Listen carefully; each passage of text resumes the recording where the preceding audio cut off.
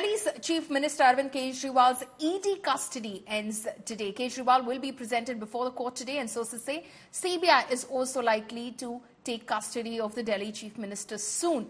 Now, significant security measures have been put in place outside the Rouse Avenue Court. The area is heavily fortified with deployment of both police and paramilitary forces, numbering at least 1,000 personnel. Now, this heightened security following intelligence regarding potential protests by AAP supporters. Senior Delhi police officials are also expected to oversee security arrangements and ensure minimal force is used, if required, to detain any protesters.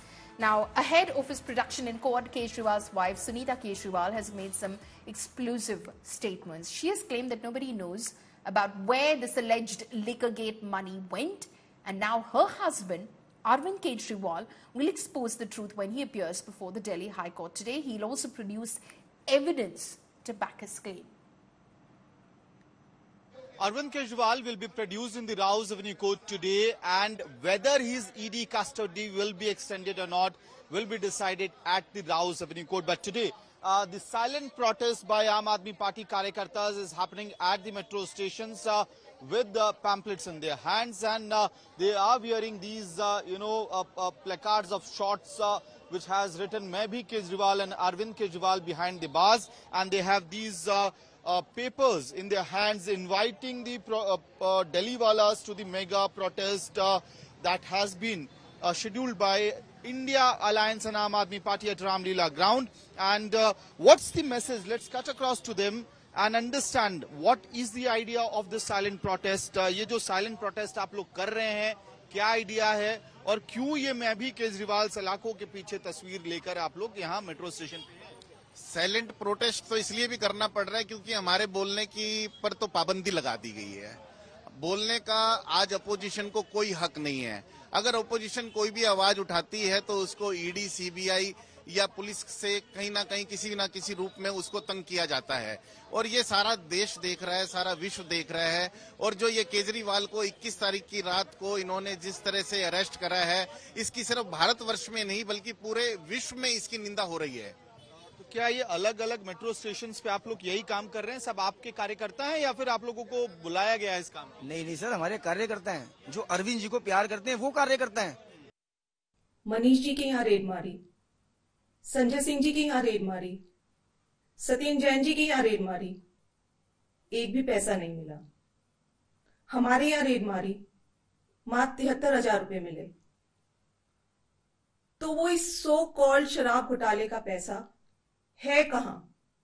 Arvind ji ने कहा है कि इसका खुलासा वे 28 मार्च को court के सामने करेंगे।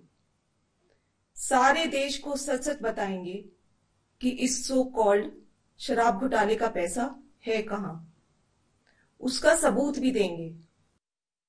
जो हाईकोर्ट ने आज के आदेश में टिप्पणी करी है वो बहुत महत्वपूर्ण टिप्पणी है।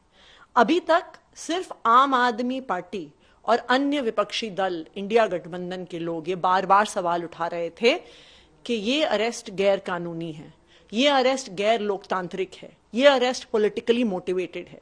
लेकिन आज हाईकोर्ट ने भी कहा है कि इस बात को जांचने की जरूरत है कि क्या ये अरेस्ट मोटिवेटेड है। आज हाईकोर्ट ने भी माना है कि ये अरेस्ट गैर लोकतांत्रिक हो सकता है। आज हाईकोर्ट ने भी माना है कि ये अरेस्ट गैर कानूनी हो सकता है, और इसी कारण से हाईकोर्ट ने ईडी को नोटिस दिया है। We are very grateful to the honourable high court जिन्होंने इस बात का संज्ञान लिया और ईडी से पूछा है, जवाब मांगा है कि बताएं कि अरविंद केजरीवाल जी को जो कस्टडी में लिया गया है वो पेटेंटली इलीगल क्यों नहीं है और राजनीतिक द्वेष से प्रेरित क्यों नहीं है।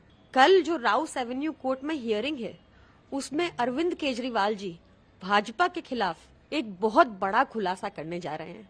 तो ये दोनों चीजें ही बहुत महत्वपूर्ण हैं।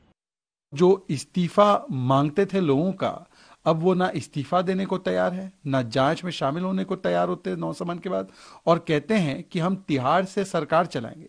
जिस प्रकार से अब अरविंद केजरीवाल फर्जी ऑर्डर के दम पर सरकार चलाना चाहते हैं, जिस पर भी कई सारे सवाल निर्माण हुए हैं, तो ये कट्टर बेशर्मी का एक प्रदर्शन आज फिर से कर रहे हैं, क्योंकि उनको सवालों का जवाब नहीं देना है कि शराब घोटाला किस प्रकार से किया गया, कैसे कमीशन बढ़ाया गया, कैसे ब्लैकलिस्टेड कंपनी को आने दिया गया, होलसेल प्राइवेट सेक्टर को दिया गया, इन सवालों का जवाब ना कोर्ट में देते बन रहा है ना जनता के बीच। कहीं पर भी वह प्रूव कर दें कि ईडी की कस्टडी से कोई मैसेज उनके तक आया हो, क्योंकि जब वह ईडी के कस्टडी में मिलने भी जाती हैं वो भी वीडियो रिकॉर्ड होता है, तो वो बता दें कि कब ईडी की कस्टडी में मिलने गई और कब केजरीवाल साहब ने उनको संदेश दिया। असल में सारा निराधार है, सब झूठ है, क्योंकि जेल में है। अब किसी प्रकार से थोड़ी सिंपैथी मिल जाए, आज वो दिल्ली की हेल्थ की इशू की चिंता कर रहे हैं, तब नहीं इनको हेल्थ की चिंता हुई जब दिल्ली के मोहल्ला क्लिनिक में 3 बच्चों की हत्या हो गई थी।